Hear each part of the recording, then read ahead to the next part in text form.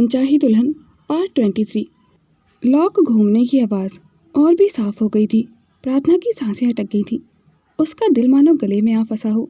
राणा जी, अगर चाची अंदर आ गई तो? उसकी आवाज़ काँप रही थी। युवराज ने तुरंत उसे अपने और करीब खींचा, आंखों में वही जुनून, लेकिन अब उसके साथ बेचैनी भी थी। वह फुसफुसाया, जब तक मैं हूँ तब तक तुम्हें कुछ और सोचने की ज़रूरत नहीं है। अगले ही पल दरवाजे का हैंडल पूरी तरह घूम गया था। प्रार्थना ने घबराकर युवराज के सीने में अपना चेहरा छुपा लिया था, लेकिन दरवाज़ा खुला ही नहीं था। बाहर से महिमा की खींची हुई आवाज़ गूंजी, अरे ये तो अंदर से बंद है। प्रार्थना, तुम सुन रही हो ना? दरवाज़ा खोलो। दरवाजे पर लगातार धड़-धड़ की आवाज़ गूंज रही थी। महिमा की झुंझलाहट हर खटखटाहट के साथ और तेज़ होती जा रही थी। प्रार्थना, सुन रही हो ना? दरवाज़ा खोलो। अंदर प्रार्थना का बदन डर से सख्त हो गया था। वह युवराज की बाहों में और भी ज़्यादा सिमट गई थी। युवराज ने उसकी पीठ पर हल्के से हथेली फेरकर उसे शांत कराया। उसकी आंखों में स्पष्ट आदेश था, एक भी शब्द मत कहना। बाहर महिमा फिर से जोर से बोली, आखिर अंदर कर क्या रही हो तुम? तभी सीढ़ियों से उतरती मंदिरा ने महिमा को देखा। उसके हाथ में सफाई का कपड़ा और बालों में बंधा हुआ आंचल हल्का सा हिल रहा था। वह हैरानी से बोली, छोटी मालकिन, बीबी जी तो सो रही होंगी। सुबह से उनकी तबीयत ठीक नहीं थी, दवाई लेकर लेट गई थी। महिमा ने दरवाजे की ओर शक भरी नज़रों से देखा, फिर मंदिरा की तरफ मुड़ी। सो रही हैं, लेकिन अंदर से दरवाज़ा बंद क्यों किया है? मंदिरा ने सहज भाव से जवाब दिया, बड़ी मालकिन ने खुद कहा था उन्हें आराम चाहिए, शायद नींद गहरी हो गई है। महिमा की नज़रें संकुचित हो गई थी। उसने धीरे से पूछा, और युवराज वो कमरे में है क्या? मंदिरा ने अनजान बनते हुए कंधे उचका दिए थे। पता नहीं छोटी मालकिन, उनकी गाड़ी बाहर नहीं दिख रही, शायद कहीं बाहर गए हों। महिमा ने होठ दबाए हल्का सा मुंह बनाया और दरवाजे की ओर एक बार और देखा, मानो कुछ गड़बड़ भांप रही हो। लेकिन अगले ही पल उसने झुंझलाकर सांसें छोड़ी और सीढ़ियाँ उतर गई थी। अंदर प्रार्थना अब युवराज के सीने से चिपकी हुई थी। युवराज की आंखों में हल्की राहत की चमक आई। उसने प्रार्थना की ठंडी पड़ी हथेलियों को थामा। डरने की ज़रूरत नहीं, जब तक मैं हूँ कोई हमारी दुनिया में ज़बरदस्ती नहीं घुस सकता।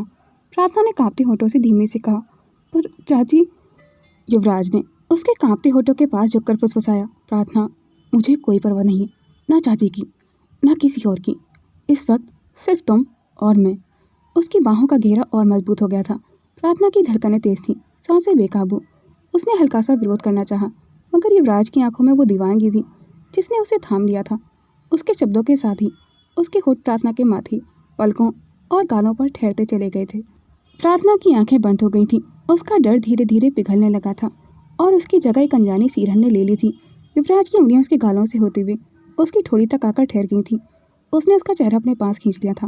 प्रार्थना, उसकी आवाज़ भारी और धीमी थी, तुम्हें अंदाज़ा भी नहीं है, तुम्हें छूते ही मेरी रूह को कितना सुकून मिलता है। प्रार्थना की सांसें काँप रही थीं। उसके दिल की धड़कनें युवराज की छाती से टकराकर जैसे गूंज रही थीं। पर युवराज ने उसकी बात अधूरी ही छोड़ दी थी और अपने होठ उसके गालों पर गहरे थाम दिए थे। उसकी धड़कनें पागलपन की हद तक तेज़ हो गई थीं। तुम मेरी हो प्रार्थना। वह गर्म सांसों के साथ उसके कानों के पास झुका, और मैं तुम्हें खोने का ख्याल भी बर्दाश्त नहीं कर सकता, एक पल भी तुम्हें देखे बिना नहीं रह सकता। और अगले ही पल उसके होठ प्रार्थना के कांपते होठों से टकरा गए थे। प्रार्थना की सांसें भारी हो चुकी थीं। उसके दिल की धड़कनें मानो बाहर निकल आने को बेताब थीं। युवराज की होठ उसके कांपते होठों से टकराए तो उसने एक पल के लिए आंखें कसकर बंद कर ली थीं, लेकिन अगले ही पल उसने दोनों हथेलियों से युवराज को धीरे से अपने से दूर कर दिया था। उसका दिल तो चाह रहा था कि युवराज की बाहों की कैसे आज़ादी ना हो, बस ऐसे ही रहे, पर दिमाग बार बार याद दिला रहा था, शाम का वक्त है, सब जाग रहे होंगे, अगर कोई फिर से आ गया तो। वो चाहकर भी उसका साथ नहीं दे पा रही थी। राणा जी, उसकी आवाज़ काँप रही थी, मुझे मुझे नीचे जाना है, माँ इंतज़ार कर रही होंगी। सुबह से मैं नीचे नहीं गई हूँ। युवराज की आंखों में एक पल को दर्द सा तैर गया था, मगर अगले ही पल उसने गहरी सांस ली और उसके चेहरे से हटते हुए खुद को संभाल लिया था। फिर अचानक उसने प्रार्थना को पकड़कर धीरे से अपने ऊपर लिटा लिया था। अगर जाना ही है तो पहले कुछ देर ऐसे ही रहो। उसकी भारी थकी हुई आवाज़ कमरे की खामोशी में गूंज गई थी। उसने उसकी कमर को थामा और दूसरी हथेली से उसके बिखरे बालों में धीमे धीमे उंगलियां फेरने लगा था। प्रार्थना उसके सीने पर सिर टिकाकर लेट गई थी। उसकी धड़कनों की गूंज और युवराज की गर्माहट ने उसके भीतर का सारा डर और उलझन कुछ देर के लिए पिघला दी थी। उसने आंखें बंद कर लीं, जैसे दुनिया की सारी शांति उसी के सीने पर मिल रही हो। कुछ पल बाद उसने अपनी पलकों को उठाया। उसकी आंखें युवराज की आंखों से जा अटकी थीं, गहरी, बेचैन और फिर भी उसकी रूह को बांध लेने वाली। धीरे धीरे कांपते होठों से उसने कहा, राणा जी, हमें माँ को बताना होगा कि हम माँ नहीं बनने वाले। युवराज की सांसें अटक गई थीं। उसकी आंखों से हटकर सीधे उसके होठों पर टिक गई थीं, मानो उसके कहे शब्दों ने उसे भीतर तक हिला दिया हो। प्रार्थना ने उसकी आंखों में देखते हुए कहा, वो बहुत खुश हैं। उसकी आवाज़ भर्रा गई थी। और हमें लगता है हमने उनसे झूठ बोला है। उसके शब्द कमरे में भारीपन भर गए थे। युवराज ने उसकी ठोड़ी को थामे रखा, उसकी आंखों में गहराई से देखते हुए। एक पल को उसके चेहरे पर दर्द और जिद दोनों तैर गए थे। वो धीरे धीरे झुककर प्रार्थना के और करीब आया। उसकी कमर के चारों तरफ अपनी बाहें और मजबूती से कस दी थी। उसके गले के पास उसकी गर्म सांसें महसूस हुई। अभी नहीं। उसकी आवाज़ भारी और धीमी थी। अभी वक्त नहीं आया है। जब आएगा माँ को मैं खुद बताऊंगा। तुम बस मुझ पर भरोसा करो। उसकी पकड़ इतनी मजबूत थी कि प्रार्थना को लगा जैसे वो उसकी बाहों के घेरे में कैद हो गई हो। उसके दिल की धड़कनें और तेज़ हो गई थीं, मगर उस कैद में भी एक अजीब सा सुकून था। प्रार्थना ने अपने दोनों हाथ युवराज के सीने पर रख दिए थे, जैसे उसकी गुस्साई धड़कनों को शांत करने की कोशिश कर रही हो। उसकी आंखों में वही मासूमियत थी, वही डर कि कहीं सबको सच ना पता चल जाए। प्लीज़, उसने धीमे से फुसफुसाया, आप जल्दी बता देना। माँ बहुत उम्मीद लगाए बैठी हैं और जब भी वो बच्चे को लेकर चिंता करती हैं ना, हमें अच्छा नहीं लगता। युवराज ने उसकी आंखों में देखते हुए गहरी सांस ली। उसकी उंगलियां उसके बालों में उलझी हुई थीं और फिर उसने उसके माथे पर अपने होंठ रख दिए थे। मुझे और किसी चीज़ की फिक्र नहीं सिवाय तुम्हारे, उसने मन ही मन कहा। प्रार्थना ने उसे जिद करते हुए कहा, प्लीज़ जल्दी जल्दी। युवराज ने उसकी बात काटते हुए कहा। उसकी आंखों में शरारत उतर आई थी। उसने एक पल बाद फुसफुसाया, प्रार्थना, और उसकी थोड़ी प्यार से ऊपर उठाई। अपनी नज़रें उसके होठों पर टिकाते हुए मुस्कुराया। इतनी घबराई हुई क्यों हो? अगर चाहो तो उस झूठ को सच भी बना सकते हैं। प्रार्थना की आंखें चौड़ी हो गई थीं। वो हड़बड़ा कर बोली, क्या क्या मतलब? युवराज ने और पास आकर उसके कान में फुसफुसाया, मतलब मेहनत थोड़ी ज़्यादा करनी होगी। उसकी बात पर प्रार्थना का चेहरा लाल हो गया था। उसने तुरंत उसके सीने पर हाथ रखकर उसे हल्का सा धक्का दिया। आप बहुत बुरे हैं। युवराज हंस पड़ा था, उसकी मासूम नाराज़गी देखकर और भी करीब खिंचाया था। बुरे? रियली? अच्छा, तो फिर अच्छे बनने के लिए तुम्हें बस एक चीज़ करनी होगी। प्रार्थना ने संदेह से उसकी तरफ देखा। क्या? वो मुस्कुराते हुए सीधे उसकी आंखों में देखने लगा और शरारत से बोला, मेरे होठों पर एक किस, बस इतनी सी। प्रार्थना की सांसें अटक गई थीं। उसने झेंपकर तुरंत चेहरा घुमा दिया था और होठ दबा लिए थे। नहीं, मैं नहीं करूँगी, मुझे शर्म आती है। युवराज ने उसका गाल खींचकर अपनी तरफ मोड़ लिया था। उसकी झुकी पलकें देखकर उसे और छेड़ा। ओह, तो हमारी ट्रबल शर्मा रही है। अच्छा, मैं गिनती शुरू कर देता हूँ। अगर 3 तक तुमने नहीं किया तो फिर मैं तो फिर आप क्या करेंगे? प्रार्थना ने आंखें तरेड़ते हुए कहा, मगर उसकी आवाज़ कांप रही थी। युवराज उसकी झुकी पलकों पर नजरें गड़ाए मुस्कुरा दिया था। तो फिर मैं खुद कर लूँगा। युवराज और प्रार्थना अपने कमरे में एक दूसरे में खोए हुए थे। वहीं दूसरी तरफ रेयांश अपने कमरे में बेचैन टहल रहा था। उसकी आंखों में वही दर्द और चिंता साफ झलक रही थी। टेबल पर बिखरी हुई युवराज की मेडिकल रिपोर्ट्स उसे चैन से बैठने नहीं दे रही थीं। उसने एक गहरी सांस ली और फ़ोन उठाकर अमेरिका के मशहूर न्यूरोसर्जन डॉक्टर मेहरा का नंबर मिलाया। कुछ रिंग्स के बाद ही कॉल रिसीव हो गई थी। हेलो डॉक्टर मेहरा, मैं रेयांश बोल रहा हूँ, इंडिया से। दरअसल मैंने आपको कुछ रिपोर्ट्स मेल की हैं, मेरे भाई की। डॉक्टर की गंभीर आवाज़ स्पीकर के दूसरी तरफ से गूंजी। Yes mister Reyansh, I went through all the scans and reports carefully. The condition is critical but not impossible. There is a hope. Reyansh की सांसें थम गई थी। होप? मतलब कोई चांस है रिकवरी का? कुछ पल की खामोशी के बाद डॉक्टर ने जवाब दिया, there is a 70% success rate if we go for surgery, but कुछ कॉम्प्लिकेशंस हो सकते हैं। रेयांश की उंगलियां फ़ोन पर टाइट हो गई थी। उसने हैरानी से पूछा, कॉम्प्लिकेशंस? क्या मतलब है डॉक्टर? डॉक्टर ने धीरे धीरे समझाया, पोस्ट सर्जरी उन्हें कुछ टाइम के लिए पैरालिसिस जैसी सिचुएशन हो सकती है, या उनकी मेमोरी टेम्परेरीली अफेक्ट हो सकती है, and there is a very small chance the surgery could fail completely. Reyansh की पकड़ फ़ोन पर और कस गई थी। उसकी आंखों में आंसू तैर गए थे। फ़ोन पर डॉक्टर की आवाज़ और गहरी हो गई थी। मिस्टर रेयांश, देखिए, रिस्क तो है, लेकिन याद रखिए, सिर्फ 25% चांसेस हैं कि कॉम्प्लिकेशंस हों। अगर पेशेंट का बॉडी रिस्पॉन्स अच्छा रहा तो ही कैन रिकवर कम्प्लीटली, बिल्कुल नॉर्मल लाइफ जी सकते हैं। रेयांश की सांसें जैसे लौट आई थीं। उसने जल्दी से पूछा, मतलब सर्जरी सक्सेसफुल रही तो भाई फिर से पहले जैसे हो सकते हैं? एग्जैक्टली, डॉक्टर ने भरोसा दिलाने वाले लहजे में कहा। इसलिए हम सजेस्ट कर रहे हैं कि आप पॉजिटिव रहें। पेशेंट की मेंटल और इमोशनल स्टेट भी बहुत मायने रखती है। अगर वो स्ट्रांग रहेंगे तो रिकवरी और तेज़ हो सकती है। रियांश की आंखें भर आई थीं। उसने फुसफुसाते हुए कहा, डॉक्टर, अगर ये रिस्क मेरे भाई को उसकी ज़िंदगी वापस दे सकता है तो मैं हर रिस्क उठाने के लिए तैयार हूँ।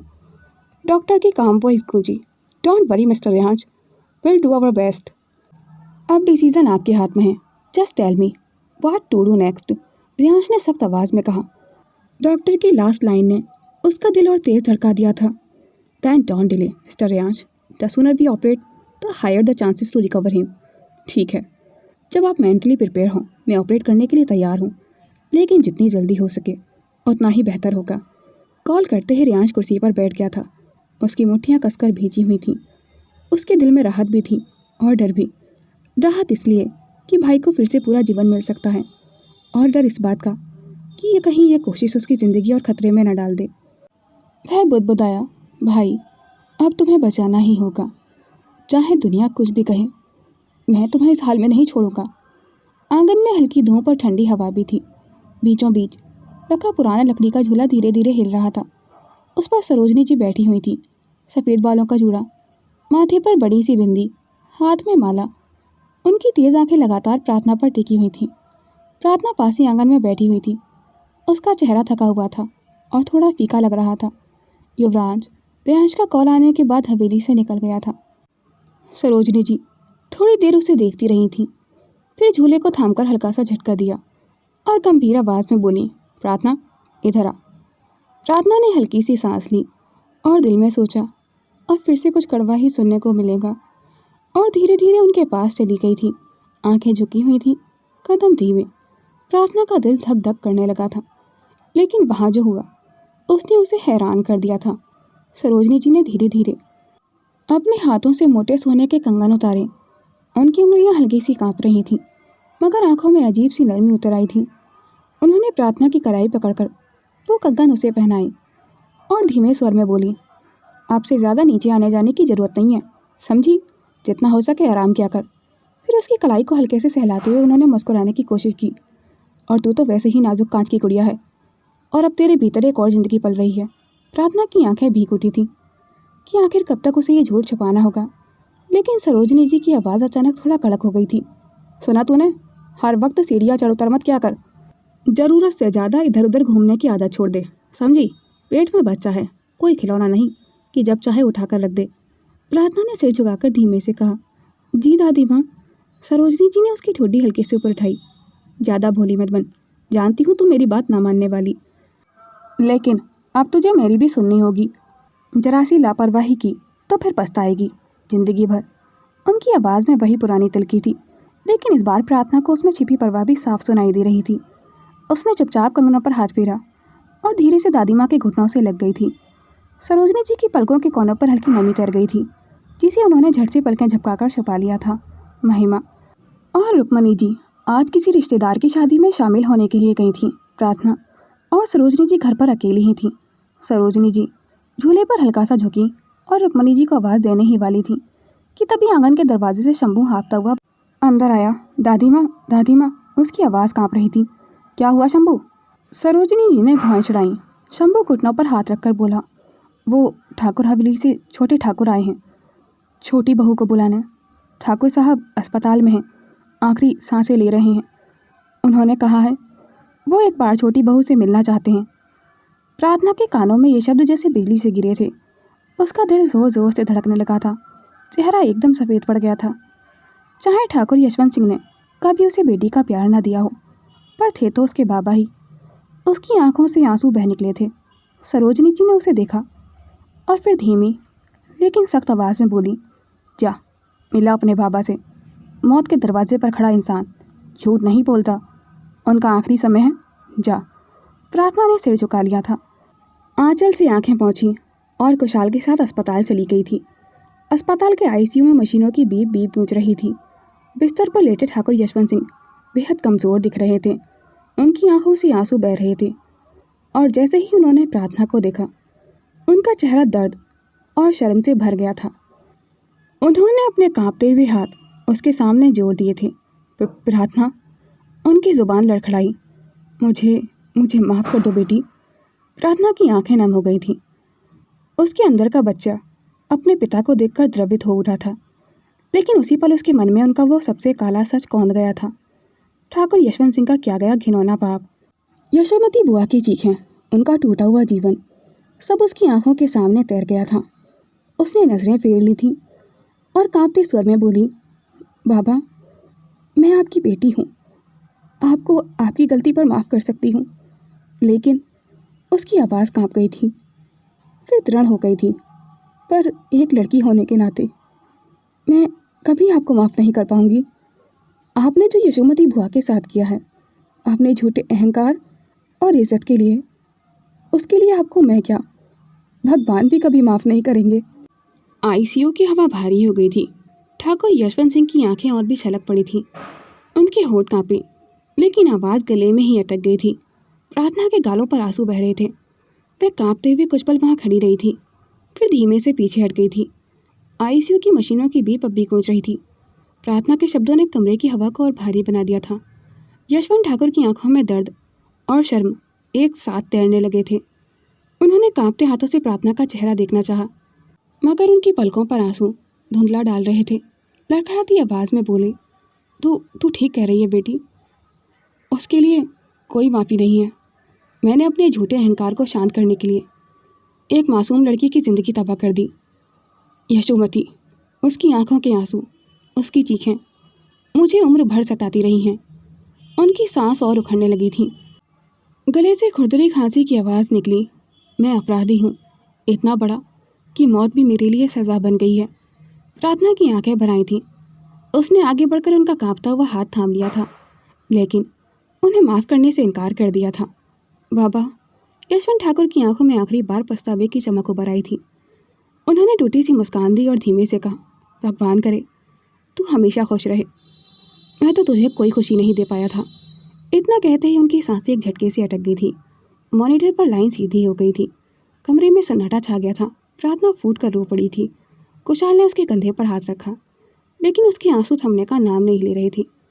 उसकी आंखों में आंसू थे, पिता को खोने का दर्द और उनके पाप की जकड़न। 2 दिन बीत चुके थे। ठाकुर यशवंत सिंह की मौत ने पूरी हवेली में सन्नाटा और गहरा कर दिया था। हवेली की दीवारों पर उदासी चिपकी हुई थी। हर कोने में भारीपन था, लेकिन उस भारीपन के बीच एक बात साफ नजर आ रही थी। सबकी निगाहें अब प्रार्थना पर थीं। रुक्मणी जी उसे ठाकुर हवेली से वापस ले आई थी। राना हवेली का हर सदस्य उसके आसपास मंडराने लगा था। सुबह उठते ही कोई इसे दूध का गिलास थमा देता, तो कोई कह देता, छोटी बहू आप सीढ़ियाँ मत चढ़िए, हम बुला देंगे। रुक्मणी जी बार बार उसके कमरे में उसे चेक करने आती। बेटा ज़्यादा मत चलो, आराम करो।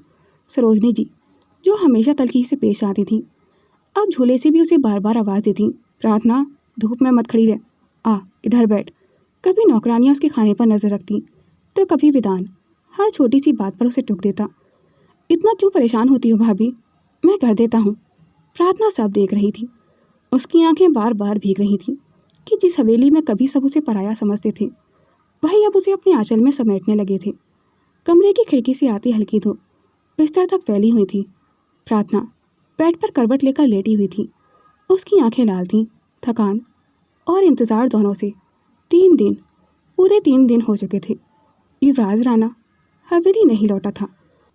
हर बार जब भी हवेली का दरवाज़ा चरमरा था, उसका दिल धक से रह जाता था। शायद वो आ गई हो, लेकिन दरवाजे पर कोई और ही निकलता था। उसने कल रुक्मणी जी से हिम्मत करके पूछा भी था, माँ राणा जी कहाँ हैं, कोई खबर मिली क्या उनकी? रुक्मणी जी ने बस ठंडी सांस भरते हुए कहा था, नहीं बेटा, किसी को कुछ पता नहीं, शायद कहीं बाहर चले गए हों, जब मन होगा लौट आएंगे। लेकिन ये जवाब प्रार्थना को और भी ज़्यादा बेचैन कर गया था। उसने धीरे से आंखें बंद कर ली थीं। युवराज का चेहरा, उसकी गहरी आंखें, उसकी रौबीली आवाज़, सब उसकी यादों में गूंजने लगे थे। उसके होठ कांपे। राणा जी आप कहाँ हैं? मुझे इस तरह अकेला क्यों छोड़ दिया जब मुझे आपकी सबसे ज़्यादा ज़रूरत थी? एक अनजाना डर उसके दिल में घर करने लगा था। हर दिन उसके लिए 1 साल जितना लंबा लगता था, और इसी तरह 3 दिन 3 हफ्तों में, और 3 हफ्ते 3 महीनों में बदल गए थे। हवेली की हर दीवार, हर कोना अब प्रार्थना की तन्हाई का गवाह बन चुका था। युवराज के अचानक गायब होने के 1 महीने बाद ही वो हादसा हुआ था। जब प्रार्थना सीढ़ियों से बुरी तरह गिर गई थी। पूरे घर में अफरा तफरी मच गई थी। नौकर भाग के डॉक्टर बुलाया गया था, लेकिन उसके बाद जो खबर आई थी उसने हवेली के दिलो दिमाग पर काली छाया कर दी थी। सब ने यही मान लिया था कि उसी गिरने की वजह से प्रार्थना का मिसकैरेज हो गया है। रुक्मणी जी ने उसके सिर पर हाथ रखा, लेकिन प्रार्थना की सूनी आंखें किसी भी तसल्ली को नहीं मानती थीं। उसके अंदर का दर्द शब्दों से कहीं गहरा था। वो अब हद से ज़्यादा उदास रहने लगी थी। न ठीक से खाती थी, न सोती। अक्सर रात के सन्नाटे में उसकी धीमी सिसकियाँ कॉरिडोर में गूंजती रहती थीं। कभी खिड़की के पास बैठ जाती तो कभी हवेली के मुख्य दरवाजे पर देर तक खड़ी रहती थी, मानो बस इंतज़ार कर रही हो कि अगली ही घड़ी दरवाज़ा खुलेगा और राणा जी भीतर आ जाएंगे। लेकिन हर बार वही ठंडा जवाब उसके कानों में गूंजता, पता नहीं बेटा, बस किसी ज़रूरी काम से बाहर गए हैं। हर कोई वही कहता, वही दोहराया जाता, और हर बार प्रार्थना की आंखें और भी नम हो जाती थीं। उसकी मासूम आवाज़ में अक्सर वही सवाल गूंजता था, राणा जी कहाँ चले गए हैं? मुझे इस तरह अकेला क्यों छोड़ दिया उन्होंने? वहीं हज़ारों मील दूर अमेरिका के एक हॉस्पिटल रूम में सफ़ेद दीवारों, मशीनों की बीप और हल्की दवाइयों की गंध से घिरा एक कमरा। बिस्तर पर युवराज राणा निश्चल लेटे हुए थे, चेहरा पीला, आंखें बंद, नाक और हाथों में लगे ट्यूब्स और मशीनों के सहारे सांस ले रहे थे। पूरे 2 महीने बीत चुके थे, लेकिन वो अब भी कोमा में थे। हर रोज़ डॉक्टर नई कोशिशें करते, नई दवाइयाँ देते, लेकिन नतीजा वही रहता। मशीनों की बीप जिंदगी का सबूत दे रही थी, मगर युवराज की आंखें अब तक नहीं खुली थीं। रेयांश हर रोज़ उसके सिरहाने बैठा था। कभी उसका हाथ पकड़कर धीमी आवाज़ में कहता, भाई आंखें खोलो, प्रार्थना अकेली है और तुम्हारा इंतज़ार कर रही होगी। लेकिन युवराज के होठों पर कोई हलचल नहीं आती थी। उस दिन रेयांश थक कर रूम से बाहर आ गया था। उसकी आंखों में बेचैनी और लहजे में टूटन थी। वो लगभग फुसफुसाते हुए बोला, डॉक्टर, मैं अब और अपनी फैमिली से बात नहीं छुपा पाऊंगा। 3 महीने हो गए हैं। सबको लगता है भाई किसी काम से बाहर हैं, लेकिन सच्चाई तो ये है कि वो यहाँ मौत और ज़िंदगी के बीच फंसे पड़े हैं।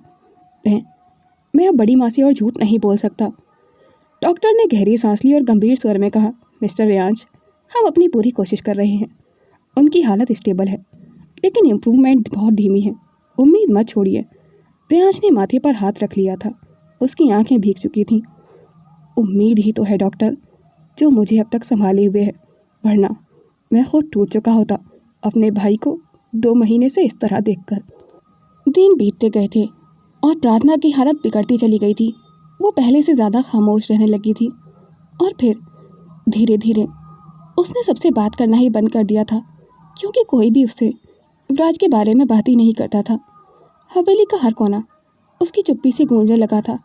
रुक्मणी जी अक्सर उसके पास बैठती थी, उसके सिर पर हाथ फेरती और उसे समझाने की कोशिश करती थी, बेटा हिम्मत रखो, युवराज जल्दी वापस आएंगे, बस थोड़ा सब्र करो। लेकिन प्रार्थना की आंखों में ठहरे आंसू अब और नहीं रुकते थे। उसकी टूटी हुई आवाज़ कमरे की खामोशी को चीर जाती थी। माँ, मुझे उनकी बहुत याद आती है। दिन रात बस उनकी आवाज़ सुनने का दिल करता है। वो मुझसे फ़ोन पर भी बात नहीं करते माँ, आप सबसे बात करते हैं, लेकिन मुझसे क्यों नहीं? उसकी आंखों से आंसू ढल गए और गालों पर बह गए थे। क्या उन्हें मेरी याद नहीं आती? क्या वो मुझे भूल गए हैं? या उन्हें कोई और पसंद आ गई होगी? रुक्मणी जी ने उसे कसकर अपने आंचल में छुपा लिया था, लेकिन उनकी भी आंखें भर आई थीं। वो जानती थी कि उनका बेटा क्यों नहीं बोल पा रहा है, मगर सच बताने की हिम्मत उनमें भी नहीं थी। प्रार्थना का मासूम सवाल हवेली की दीवारों में गूंज रहा था और हर किसी के दिल में वही डर जगाने लगा था, अगर राणा जी सच में कभी वापस नहीं आए तो। उस दिन शाम का वक्त था। हवेली के आंगन में रुक्मणी जी मोबाइल फ़ोन पर धीमी आवाज़ में बात कर रही थी। उनके चेहरे पर हल्की सी राहत थी, मानो लंबे समय बाद बेटे की आवाज़ सुन रही हूँ। तभी अचानक पास से गुजरती प्रार्थना की नज़र उन पर पड़ी। उसकी आंखें एकदम से चमक उठी थीं। माँ, राणा जी है ना? उसने हड़बड़ाहट में पूछा। रुक्मणी जी कुछ कह पाती उससे पहले ही प्रार्थना ने कांपते हाथों से फ़ोन अपने पास खींच लिया था। उसकी आवाज़ भर आ गई थी। हेलो राणा जी, मैं प्रार्थना बोल रही हूँ। आंगन में गहरी खामोशी छा गई थी। फ़ोन के दूसरी तरफ से कोई आवाज़ नहीं आई थी, सिर्फ मशीनों की हल्की बीप और सांसों की धीमी आहट थी। प्रार्थना की आंखें भीग गई थी, उसका दिल टूटने लगा था। सुनिए, आप मुझसे बात क्यों नहीं करते? उसने सिसकते हुए कहा। मुझे नींद नहीं आती आपके बिना। एक बार, बस एक बार मुझसे बात कर लीजिए। बस इतना कह दीजिए कि आपको भी मेरी याद आती है। लेकिन दूसरी तरफ अब भी सन्नाटा था। वहीं अमेरिका के हॉस्पिटल में रियाज उस वक्त फोन पकड़े हुए था। उसकी आंखों से आंसू नहीं रुक रहे थे। वह खुद युवराज बनकर सबसे बात करता था, लेकिन आज प्रार्थना की सच्ची पुकार ने उसके दिल को चीर कर रख दिया था। उसने कांपते हाथों से फ़ोन धीरे से युवराज के कान के पास लगाया। भाई, सुन रहे हो ना? रियांश की आंखों से बहे आंसू तकिए पर गिरने लगे थे। देखो, तुम्हारी प्रार्थना तुम्हें पुकार रही है। बस एक बार आंखें खोल लो भाई। प्रार्थना की मासूम सिसकियां और युवराज की चुप्पी ने उस कमरे की हवा को बोझिल बना दिया था। प्रार्थना की सिसकियां अब और भी गहरी हो गई थीं। उसने कांपते होठों से फ़ोन पर फुसफुसाते हुए कहा, आपको पता है मुझे आपको कितना कुछ बताना है। मैंने आपकी बहुत सारी पेंटिंग्स बनाई हैं। आप देखेंगे तो बहुत खुश हो जाएंगे। और आपको पता है, दादी माँ मुझे डांटती भी नहीं है। उसकी आंखों से आंसू लगातार बहते जा रहे थे। और आपको पता है, चौधरी का मेला भी लग चुका है और मुझे आपके साथ जाना है। उसका दिल टूटता चला गया था। आवाज़ फटी हुई थी। आप कुछ तो बोलिए ना। बस एक बार मेरा नाम ले लीजिए, या फिर जो आप हमें कहते हैं ट्रबल, वही कह दीजिए ना। उसके आंसू रुकने का नाम नहीं ले रहे थे। बस एक बार हमसे बात कर लीजिए ना राणा जी। लेकिन तभी दूसरी तरफ से लाइन पर अचानक सन्नाटा छा गया था। अगले ही पल कॉल कट गई थी। Hello Rana ji, hello. प्रार्थना घबराकर बार बार आवाज़ देती रही थी, लेकिन फ़ोन की स्क्रीन पर सिर्फ कॉल एंडेड चमक रहा था। उसके हाथ कांप गए थे, दिल की धड़कन बेकाबू हो गई थी। उसने मोबाइल को सीने से चिपका लिया और फूट फूट कर रो पड़ी थी। राणा जी, आप ऐसा क्यों कर रहे हैं? वहीं दूसरी तरफ अमेरिका के हॉस्पिटल में रियांश की आंखें लाल थीं। फ़ोन उसके हाथ से छूटते छूटते बचा था। उसने युवराज की ओर देखा, जो अभी बेहोश पड़ा हुआ था, और उसकी आंखों से आंसू टपकते हुए युवराज के हाथ पर गिर रहे थे। रियांश बुदबुदाया, माफ़ करना प्रार्थना, सच छुपाने के अलावा मेरे पास कोई और रास्ता नहीं था। प्रार्थना का रोना हवेली की दीवारों तक गूंज रहा था। उसने फ़ोन को सीने से ऐसे भींच लिया जिससे वही अब राणा जी की आखिरी निशानी हो। उसकी आंखों में सवाल था, दर्द था, और सबसे बड़ा डर, क्या सच में वो मुझे भूल गए हैं? रुक्मणी जी उसे सीने से लगाना चाहती थीं, लेकिन प्रार्थना को तो जैसे कोई सुध ही नहीं थी। उसने खुद को कमरे में बंद कर लिया था। अंदर से उसका रोना और बेताब आवाज़ सुनाई दे रही थी। इधर अमेरिका के हॉस्पिटल में रियांश ने कांपते हाथों से फ़ोन बंद किया और कुर्सी पर बैठते ही अपना चेहरा हथेलियों में छुपा लिया था। कब तक मैं ये नाटक करूँगा? तेरी खामोशी मुझे काट रही है भाई, और उसकी सिसकियाँ मुझे जिंदा दफना रही हैं। उसकी आवाज़ टूट गई थी। भाई, अब तो आंखें खोलो, वरना ये बोझ मुझे अंदर से मार देगा। वो उठकर युवराज के सिरहाने पहुंचा। उसका हाथ पकड़ते ही उसने महसूस किया युवराज की उंगलियां हल्की सी हिल रही थीं। रियांश की सांसें थम गई थीं। उसने घबराकर डॉक्टर को बुलाना चाहा। तभी मॉनिटर पर उसके दिल की धड़कनें अचानक तेज़ हो गई थीं। मशीनों की बीप कमरे में गूंजने लगी थी। डॉक्टर और नर्सें भागते हुए अंदर आए। Patient is responding, quick check his vitals, we are losing him, no wait, he is fighting back, increase the oxygen flow quick. Riyansh वही जमे खड़े रह गए थे। उसके चेहरे पर आश्चर्य, डर और उम्मीद तीनों एक साथ चमक रहे थे। उधर हवेली में प्रार्थना खिड़की के पास बैठी आसमान की तरफ देख रही थी। उसकी आंखों में आंसू थे और होठ कांप रहे थे। राणा जी, वापस लौट आइए। और उसी वक्त अमेरिका के हॉस्पिटल में युवराज की पलकों में हल्की सी हरकत हुई थी, जैसे उसकी पुकार हवाओं को चीरती हुई 7 समंदर पार उस कमरे तक पहुंच गई हो। मॉनिटर की बीप और डॉक्टर की आवाज़ें कमरे में गूंज रही थीं। रियांश ने कांपते स्वर में फुसफुसाया, भाई। पल भर को लगा युवराज की बंद आँखों के कोनों से नमी की एक बूंद निकल आई थी। To be continued. दोस्तों, आपको ये स्टोरी कैसी लग रही है कमेंट सेक्शन में अपनी राय ज़रूर शेयर कीजिएगा। आपका एक प्यारा सा कमेंट मुझे लिखने के लिए बहुत ज़्यादा मोटिवेट करता है, तो प्लीज़ कमेंट करें और इस स्टोरी को हाइप करें। Thanks for watching. Do like, comment and share this video and subscribe my YouTube channel for more interesting videos.